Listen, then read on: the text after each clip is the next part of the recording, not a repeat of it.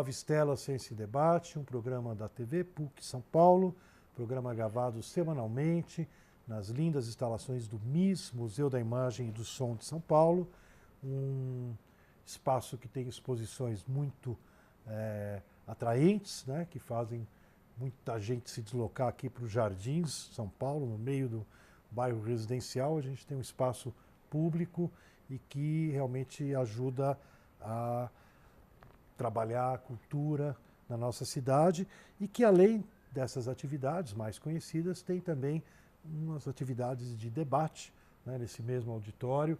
A gente faz mensalmente o Cine Ciência e o nosso convidado de hoje, da PUC, né, na verdade, o Programa de História da Ciência é parceiro total do Nova Estela, né, eu sou professor lá do Programa de História da Ciência e, claro, a gente tem, né, uma possibilidade de trazer professores lá da História da Ciência.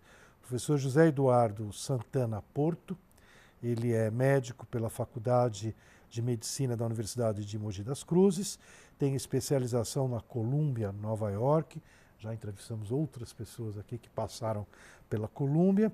Ele é especialista em psiquiatria pelo HSPE, Hospital do Servidor. Hospital do Servidor, aqui de São Paulo, e pela Associação Brasileira de Psiquiatria. Ele é encarregado do Programa de Residência Médica em Psiquiatria do Hospital do Servidor Público Estadual e também é pesquisador do nosso programa de História da Ciência da PUC São Paulo, no Centro Simão Matias, CESIMA. Defendeu há pouco tempo o mestrado e já está embalando aí uma pesquisa dando continuidade ao seu trabalho no doutorado. Então, o Zé Eduardo, vou chamar mais tranquilo aqui, como amigos, ele tem o foco na psiquiatria, história da psiquiatria e da psicofarmacologia, né? Então, Zé, muito bem-vindo ao Nova Estela. Obrigado. O seu tema é um tema extremamente atual, né? Afinal de contas, a psiquiatria se tornou, né, uma área muito forte em remédios, né? Felizmente, todo mundo teve já na sua família pessoas com problemas de depressão, de problemas psiquiátricos, e às vezes a gente fica com a impressão de que a psiquiatra se torna quase que uma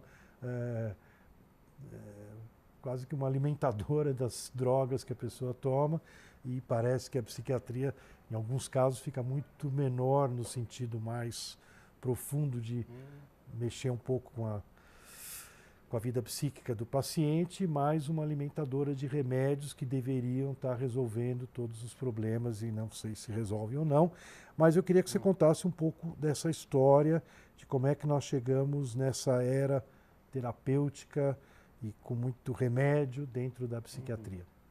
Tá. Realmente, essa impressão de hoje, acho que é a que leva a procurar se sempre foi assim ou se foi assim desde que se entende a psiquiatria como uma ciência médica, um ramo da medicina que é coisa do início do século XIX.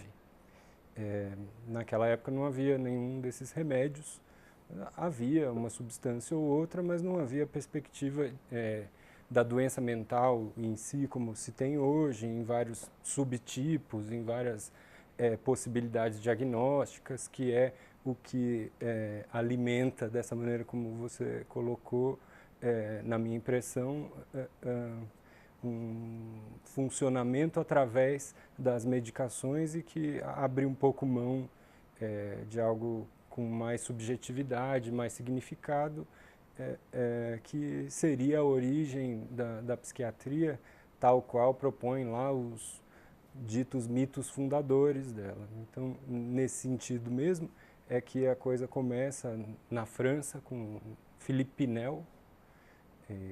Esse sobrenome virou até um pouco o sinônimo de loucura ou de viver Pinel, mas na verdade um médico francês do início do século XIX que, sob a égide da Revolução Francesa, inaugura um olhar racional para esse fenômeno da loucura e que acaba instituindo classificações e as primeiras, e que vão se desenvolver em diversas escolas de psiquiatria, e é na França mesmo que foca a minha pesquisa, que é a respeito de o primeiro remédio que apareceu. Então, a clorpromazina é uma substância que até hoje tem o mesmo nome comercial e é utilizada ainda hoje, então, de 52 para cá, para o tratamento das mais variadas doenças mentais, mas que foi ficando cada vez mais específica para uma, e que então inaugura um processo de especialização ou subespecialização da psiquiatria e de classificações através dos efeitos dos remédios, que é mais ou menos isso que se tem hoje, né? Então, essa substância se chama Amplictil, que é o nome fantasia ou nome comercial da clorpromazina. Como é que chama? Amplictil. Amplictil. Isso, e vem de amplo, justamente porque foi pensada como um remédio que serviria para tratar as mais diversas doenças, não só mentais, mas também físicas de outras ordens, de problemas desde alterações gástricas, do tipo vômitos da gravidez, e mesmo reações alérgicas, porque é, na verdade, um antihistamínico, né? Então, a clorpromazina ou Amplictil inaugura uma nova era na psiquiatria, na medida em que, logo depois da sua introdução, as pesquisas se colocam no sentido cerebral do efeito da clorpromazina.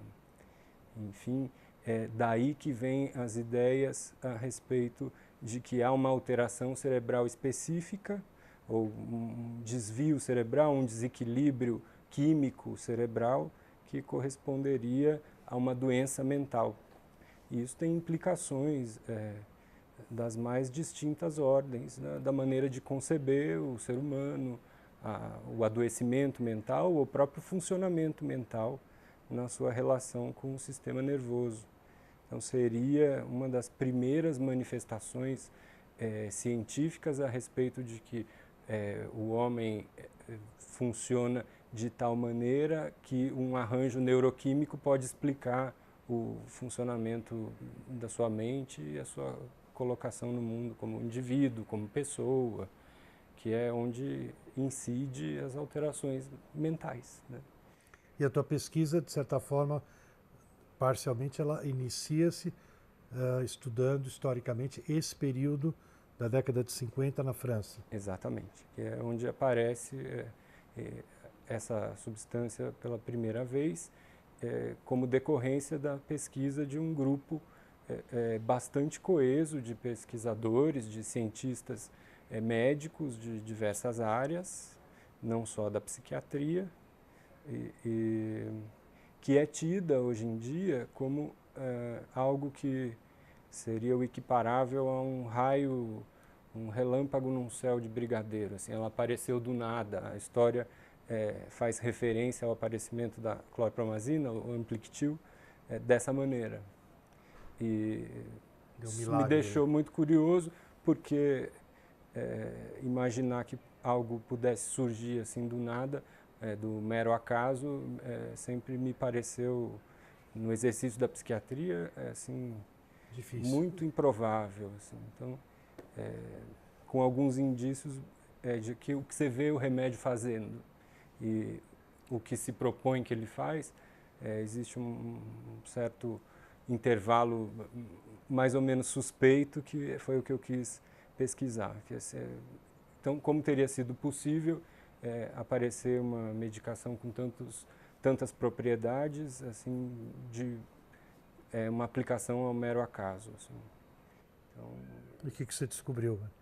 Quais são tuas fontes? Aqui o Nova Stella, quando trabalha com a história da ciência, sempre eu procuro saber assim, o que você achou de documentação, né? Porque em algum lugar, já que você quer confrontar... Assim, eu achei muita coisa. Assim, isso me deixou bastante surpreso, porque na pesquisa em História da Ciência tem lá uma historiografia, tudo que já se falou a respeito, como você sabe muito bem, e tem os documentos. E os documentos que eu fui atrás e que não estavam nada escondidos, são livros de psiquiatria, artigos de revistas científicas, psiquiátricas, publicados há 60 anos atrás, quer dizer, nada assim muito antigo e nem de tão difícil acesso, nem um pouco, só ir até a biblioteca ou mesmo na internet, sebos, enfim, se encontra essas informações com facilidade.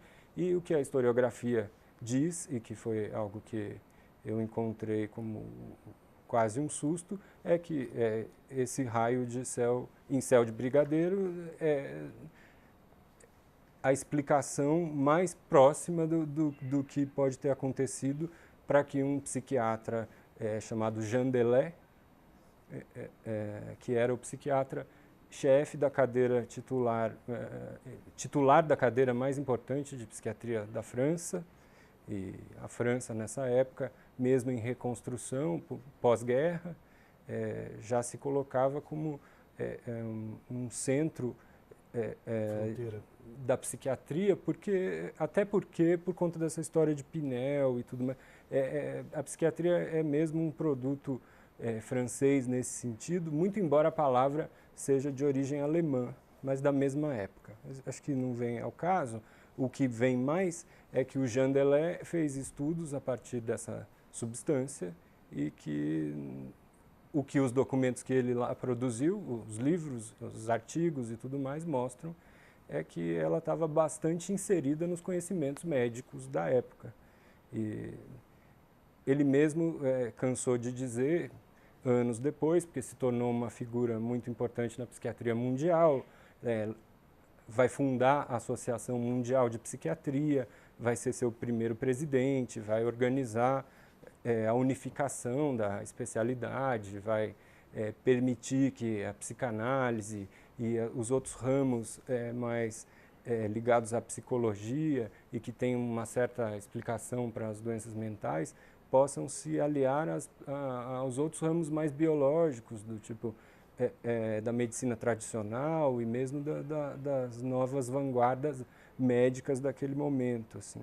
Ele promove essa unificação toda, se torna uma figura importante e o que ele vai dizer lá é que ele não descobriu clorpromazina nenhuma, ele encontrou a clorpromazina. Era uma substância que ele já postulava a existência e já estava ali numa linha de pesquisa muito intensa em busca de um remédio que fizesse aquilo que ele imaginava que seria útil para o tratamento das doenças mentais como um todo. Continuo.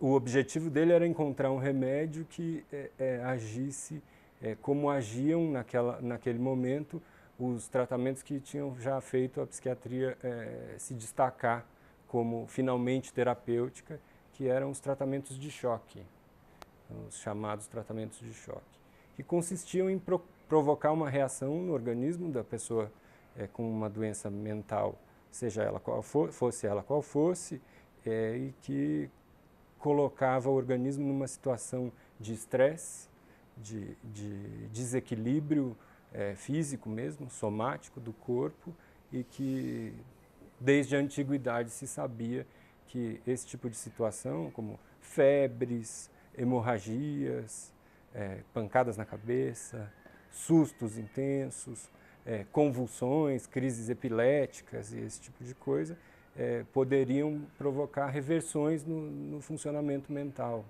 das pessoas. A partir dos anos 30, já havia uma linha também bastante coesa de pesquisa centro-europeia que postulava que esses tratamentos seriam decorrentes da provocação de desequilíbrios mais distintos no corpo, mas que tinham um efeito em comum, que era a ação em uma região do cérebro, o diencéfalo. Essa região que fica bem no centro do cérebro, uma região inferior, e que a encefalite letárgica, uma doença que tinha assolado a Europa no começo dos anos 20, chamada doença do sono, que era uma reação imune à gripe espanhola, que veio um pouco antes, demonstrava que lesões nessa região do cérebro provocavam sintomas indistinguíveis da loucura. Então, os tratamentos de choque, como postulados pelo Jean Delay, por exemplo, a aplicação de uma corrente elétrica na cabeça, um tratamento que é realizado até hoje, a provocação de crises convulsivas mediante a ingestão de substâncias químicas variadas, a inoculação de malária na corrente sanguínea do plasmódium para que as pessoas tivessem malária e que através da malária curassem a sua doença mental com as crises febris e por aí vai. Naquele momento também se tinha descoberto a insulina, e a insulina também tinha sido aplicada com o mesmo fim. Então, a aplicação de insulina diminui a glicose do sangue, a pessoa desmaia, e quando ela acorda, ela está melhor da doença mental dela. Enfim, todo esse aparato, todo esse conhecimento, Jean Delay procurava um químico, uma substância química, que fosse capaz de agir nessa região do cérebro, que ele postulava que fosse a mais importante no equilíbrio cerebral que levasse à doença mental, e aí ele encontrou a clorpromazina por aí, assim, baseado em conversas, em coisas curiosas, do tipo um cunhado que era cirurgião de um assistente dele, que contou que havia um anestesista, apesar de que na época a profissão de anestesista não era ainda estabelecida, quem fazia as anestesias eram os próprios cirurgiões. E, então, um cirurgião que era muito ligado à busca de novos químicos, novas substâncias químicas para fazer anestesia, e que tinha percebido que havia lá uma substância que provocava no doente, para ser operado, uma reação de indiferença com o ambiente, assim. Então, quando ele usava essa substância, ele notava que as pessoas ficavam mais alheias ao mundo externo, ficavam mais indiferentes às reações, não tinham medo da cirurgia, enfim, era uma coisa útil até pré-operatoriamente, mas também intraoperatoriamente. E esses postulados todos levaram lá, através de uma conversa de jantar de família, a clorpromazina até a psiquiatria. Ela é sintetizada nos anos 50, quer dizer, em 1950, e vai ser usada em psiquiatria a primeira vez em 52. Então, tem uns 2 anos aí que ela transita entre a cirurgia e a psiquiatria parisienses. Assim, isso acontece em Paris, não em outros lugares.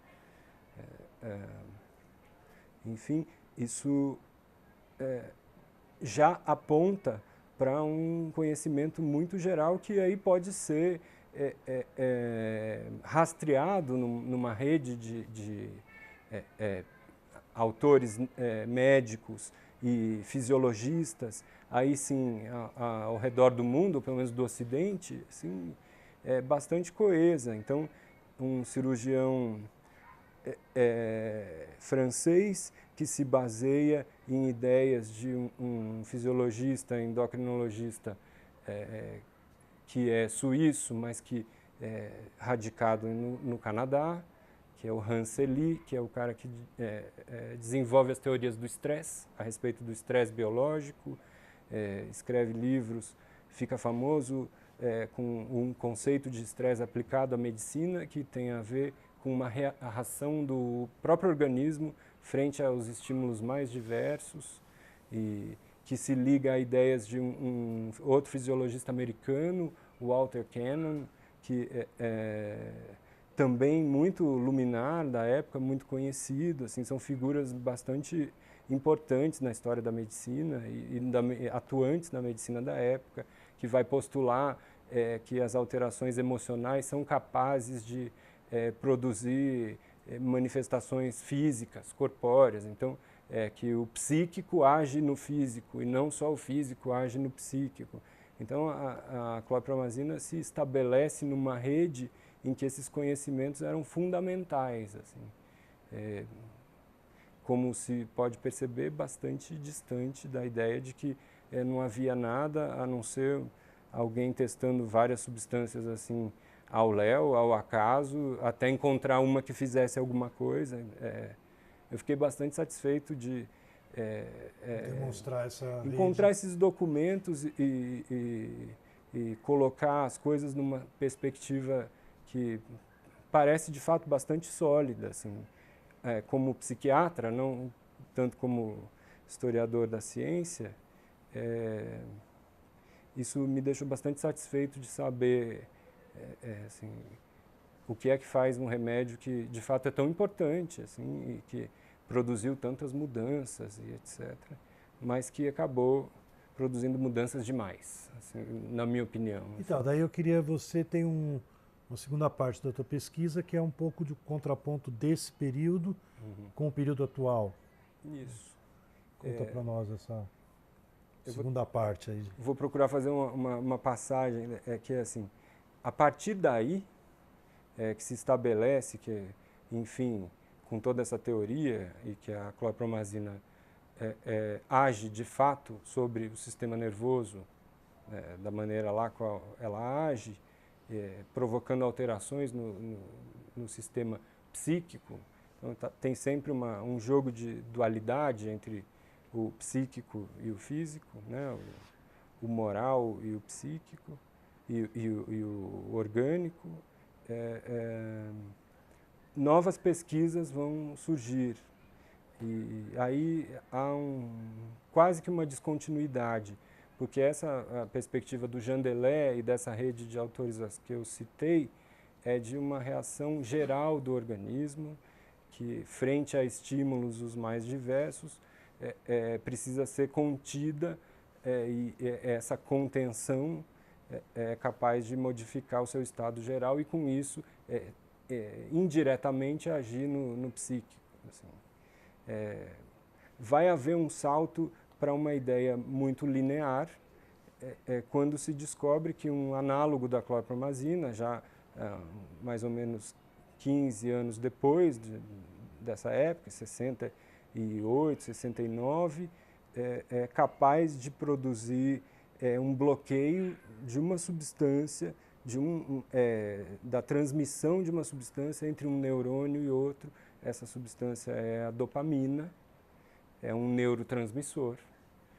Os neurotransmissores são as substâncias que ligam e fazem a conexão entre um neurônio e outro. O sistema nervoso ele é todo integrado, o cérebro é composto de neurônios, todo mundo sabe, e os neurônios se comunicam uns com os outros através da liberação química de substâncias. Tem uma fenda, que é chamada de sinapse, e descobre-se que a clorpromazina, bem como outros remédios que já tinham aparecido ali, no encalço da clorpromazina, promove um bloqueio dessa sinapse. E então vai se postular que a doença mental é causada pelo excesso dessa neurotransmissão, no caso mais específico da clorpromazina, e a doença para a qual ela supostamente seria mais específica, que não é, mas que se passa a postular que sim, a ideia etiológica, ou seja, da causa da doença, através do mecanismo de ação do seu tratamento, que seria a clorpromazina. Portanto, chega-se à conclusão de que a esquizofrenia é causada por um excesso de dopamina em uma determinada região do cérebro, que não é o diencéfalo do Jandelé, mas sim um cérebro um pouco mais superior. Tem questões a respeito disso, mas, sobretudo, porque há também uma perspectiva inversa, que é a doença de Parkinson, que seria causada num mecanismo inverso. Então, a esquizofrenia seria causada por um excesso de dopamina e o Parkinson por uma falta de dopamina.